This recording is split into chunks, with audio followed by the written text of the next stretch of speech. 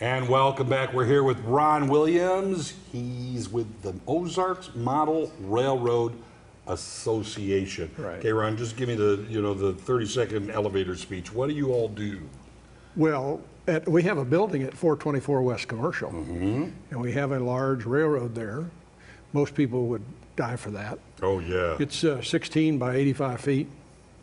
85? Yeah. Oh, my goodness. And actually, I don't know how many feet of actually main line, but it's quite extensive. And we do a train show twice a year. The purpose of it, of course, is to raise money to maintain the building. Sure, people who are really, really into trains are really, really into trains. And this is super fun. And I know people put a lot of money and time into it. Well, money is a relative thing, you know. Sure. They come to our train show and they find bargains. So Yes. you don't. It's not like going out and paying retail. You know, you find bargains, and we have kiddie train, and we have a lot of operating railroads, so they can learn how others do it. Right. See examples, and you can see from. There's our model railroad there. Yeah, and this is I mean, we were all touched by trains in one way or another growing up. Springfield, of course, was a hub, Right. You know, and this is something. It's that touchstone for so many people. We've been doing this since '78, and thousands of people have come to the show. Yeah. And we're expecting a really big turnout this year, weather permitting, of course. Well, you can tell by looking at the crowd that it's well attended. What have you got? What all can people expect? This is coming up on the 7th. Right, Saturday Correct. the 7th. All right. What can people expect? What time does it start? Starts at 9 a.m. That's when the doors open for the public, and it'll go till 3. And we'll have the kiddie train, as I mentioned.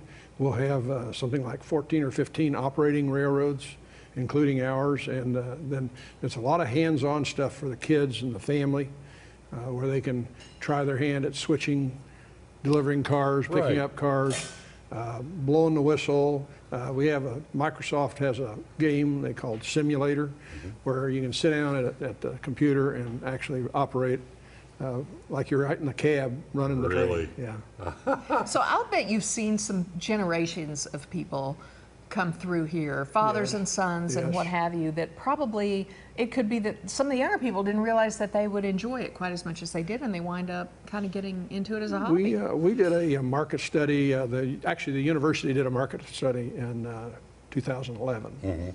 2012, we began following the advice of that market study, which was reach out to family, anywhere from young marrieds with children to grandparents, and it has really worked. Yeah. Well, I mean, that's a memory. So many people remember, oh, yeah, that was my first Lionel, the big gauge and running them around at Christmas time and everything like that.